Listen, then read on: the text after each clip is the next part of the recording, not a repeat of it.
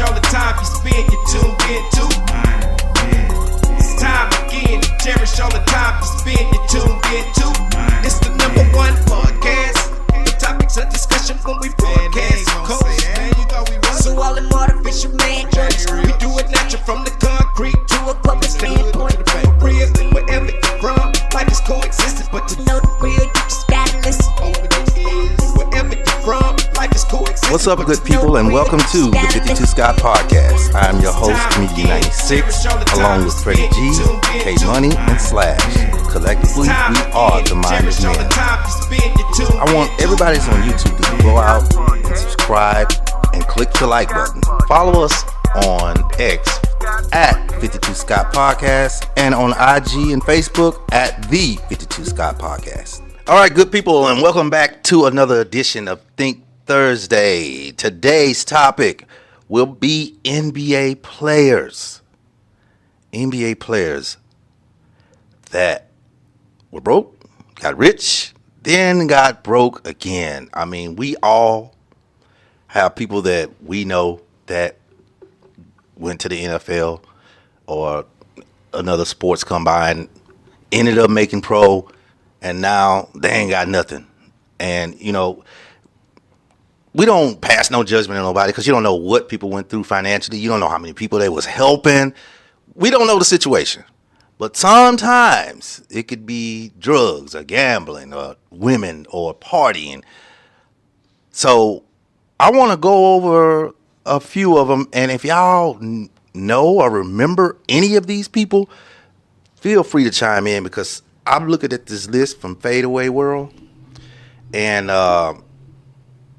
some of these people I don't know. So I want to start with this one. And I know Freddie G is the sports guru.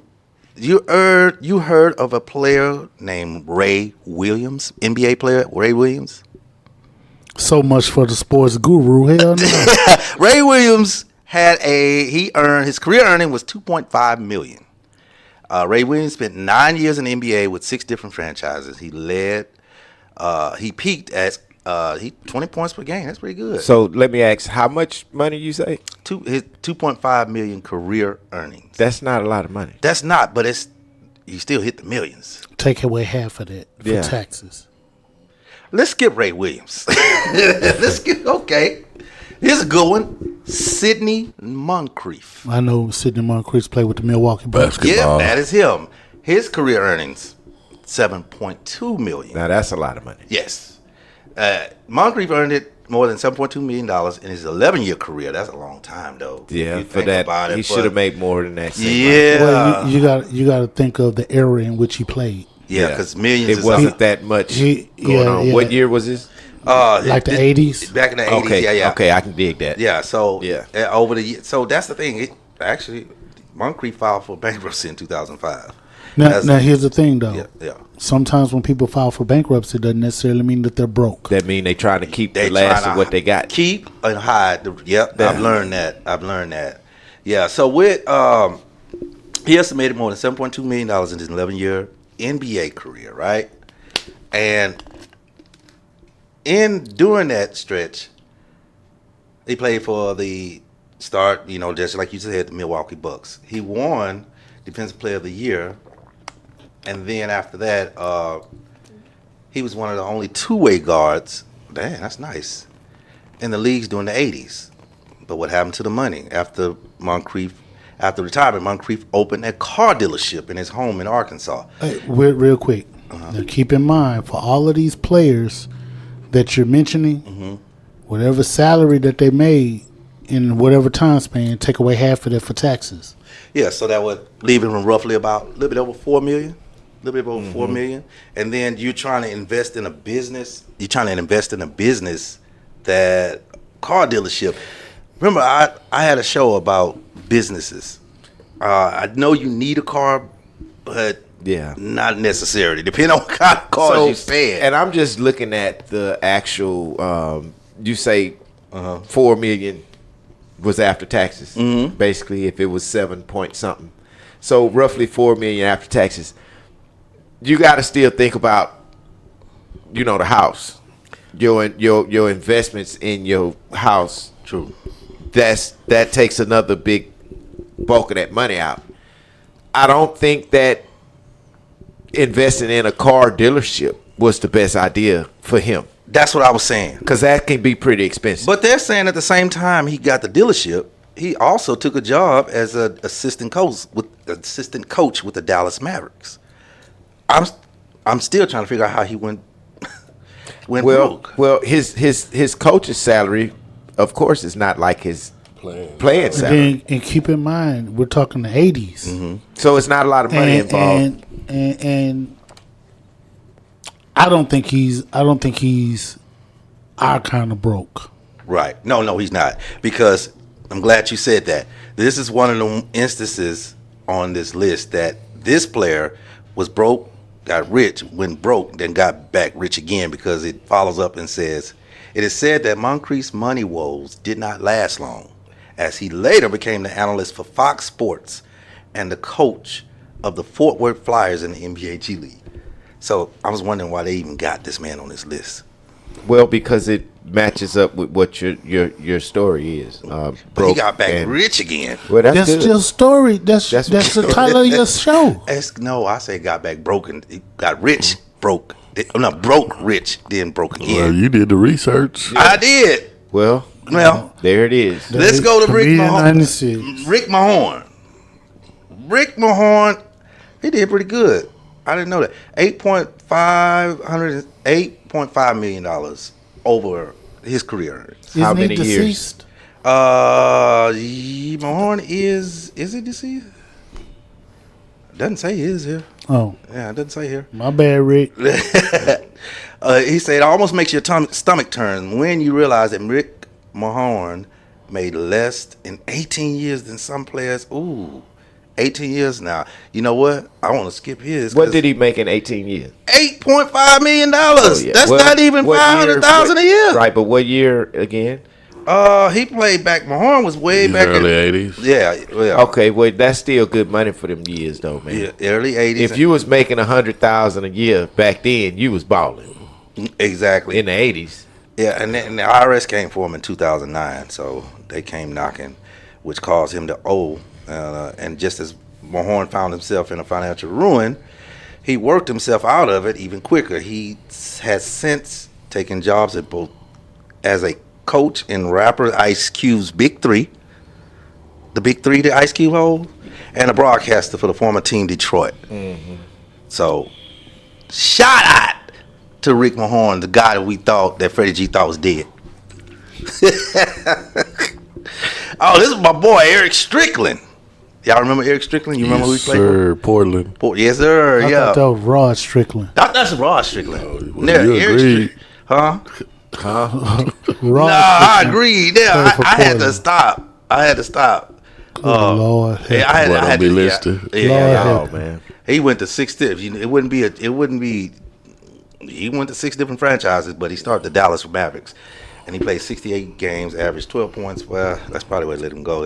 He had Eric Snow numbers. But anyway, he was 30 at the time. He was 32. He got. He still got good money from playing in those days, earning $13 million. At an unknown point in time, Strickland was approached by a friend that was seen as a can't-miss real estate deal. Oh, here we go with this.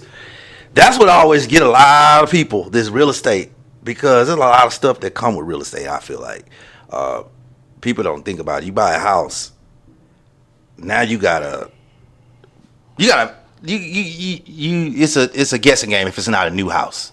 So if you get a house that's old, you try to buy up a lot, and that's what I think a lot of people are doing. They just get a bunch of money. They got money. NBA players, NFL players, all of them, they just buy a bunch of houses, but then later those houses have problems. Here's where these people go wrong, man. When they have all that money and then they go broke, here's where they go wrong, in my opinion. Mm-hmm. They try to manage those millions like they would manage a few $100s that they have in their pocket. Mm-hmm. And when you have that type of money, you have to hire certain people to make sure that you're on the right track when you're spending this type of money. and making sure taxes. Of course, you got to watch those people too. Yeah. But that's where you need attorneys and financial advisors come into play when you're dealing with that. So if you got millions and millions in the bank, you cannot manage that money like you have $400 or $500 in your pocket. Right. It's a different type of management when it comes to that money, and that's what goes wrong when. And it's sad because a lot of them are black. Yeah. A lot of these guys are black. They mismanage their money, Yeah. and all of that boils down to financial literacy. If you don't know what the hell you doing, you gonna end up broke. A fool in this money shall soon part. That's true. That's true. Now I got a question. At what point, and this is something teaching me something at this time.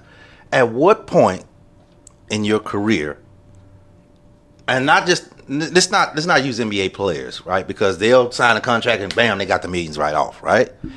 But just let's use us for example. And we're trending podcasts and we're doing okay, and then all of a sudden, boom, the money started rolling in. At what point do you say, okay, money is really, really rolling in? What number in your bank account should you say, okay, I need a lawyer? Well, you should have a lawyer now. I need a financial advisor, because everybody don't have financial advisors in life, right? But when do you say, all right, this amount is in my account and this is going to continuously come, I need a financial advisor? So let me step in on that. Mm-hmm. I don't think there's a certain number that you have to see there, because what I believe is you're probably going to need that to get to that number. This is what's going to help you get to that number. You know what I'm saying? Having these people in place already. Right. So it's kind of like a job. You know what I mean? As you working your way up, you paying somebody to get you there. This is what keeps them from robbing you once you're there. You understand what I'm saying? In a sense, let's just say, for instance, we trying to get to $1 million. Mm-hmm. I think that once we sit and have the discussion and say, okay, we need to get a financial advisor, is when you need to get a financial advisor, if it makes sense. Because now that financial advisor is going to help us to see that number that we want to see when we're not making no mistakes to get to it. I get you. So let's do it this way. Say you got a business and let's take my roadside assistant business, all right? And I say I'm going to start it today. Now, in my past, I've started 2 before. I know in about 30 days I can have money rolling in, right? And in another 30 days, I'll have contracts from Geico, GE Financial, Allstate. I have those contracts rolling in. Now, that first 30 days, I really don't need a financial advisor. Maybe after the 90th day. So what I'm trying to find out is what point you say, hey, once this certain amount of money hits my account and it's consistent, do you say, all right, I'm gonna use this number, 50,000 is in there, and I'm gonna make 10,000 a week thereafter. So why not? I'm a 10,000 a month. Thereafter. So why not do it when you hit the 10,000? That's what I'm asking. That's the number I was looking for. But it's not a number. Yeah, well, it's up to the individual, I would think. That's what I'm saying. It's not a number. It's when you make that decision to get to that point. Don't wait until you got $1 million and say, oh, I need to get, because now they gonna rob you.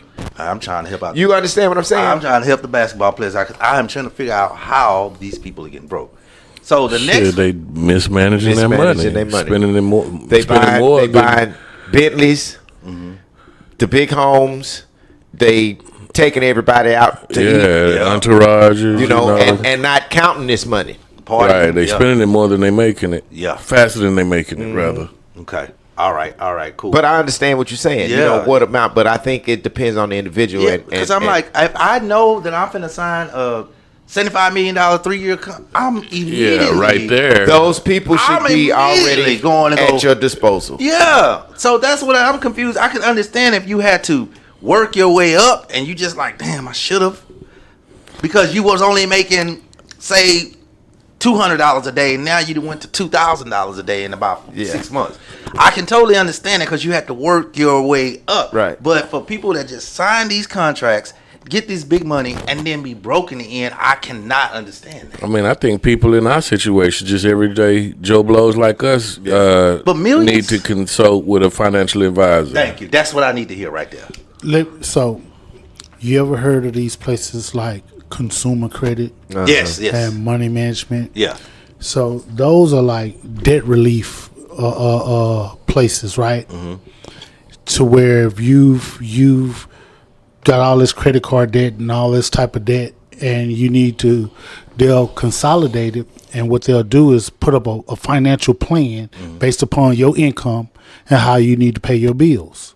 So the same thing with businesses, and you get a contract or whatever the case may be for X amount of dollars.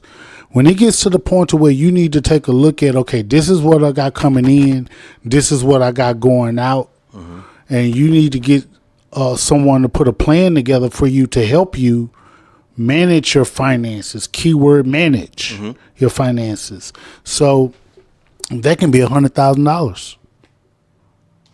That could be $100,000 coming in. That's if you know, okay, I got $100,000 a month coming in, and I know that my bills are for the businesses X amount of dollars.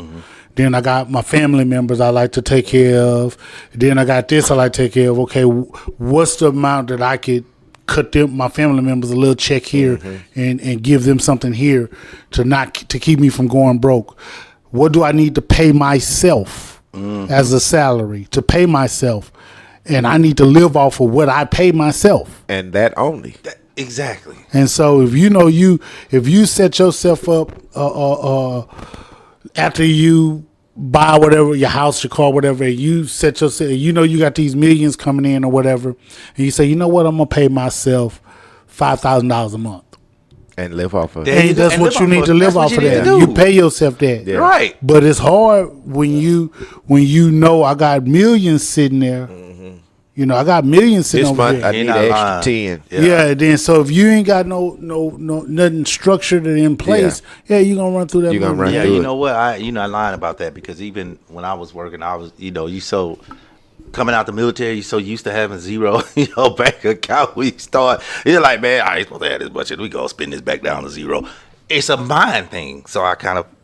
You literally go and spend it back down to zero. No, back in the day. Back in the day when I very first got in the 90s, 1999. So it was in that area. Let me see if y'all know y'all history. This is a good one. Before Trae Young played for the Atlanta Hawks, who y'all think I'm finna go into? Now, he made some money. Mookie Blaylock. Okay. Y'all remember Mookie Blaylock? Yeah. Didn't he get locked up? We finna get there. We finna see. He made $32 million. His career earnings, $32 million. Before a man named Trae Young took the storm by NBA, Mookie Blaylock could be considered the greatest point guard in Atlanta Hawks history. All right. So for as much as the latter part of his year in his life after retirement, Blaylock struggled with substance abuse and alcohol. So this is one of the ones I think. Yeah, he done snorted it all up. Yeah, but along with that is women. I guarantee it, because you're not gonna do all that by yourself. You know what I mean? How do you know? He might be just low key by himself, dope head. Yeah. You got some of them. Now they say due to the disease he was suffering from. They don't say what disease. Most of his money was either consumed or spent trying to defend himself in court. In 2013, got in trouble. Yeah, he did. 2013, he caused a fatal car crash From doing drugs. that literally took the life of a woman and nearly took his own life. He that lucky took they, the life of a woman. He lucky they didn't die. Yeah. No, it took the life of a woman. Oh, nearly one died. He didn't die. One person in the car accident died. They which died. was the woman. And he was sentenced to 15 years originally.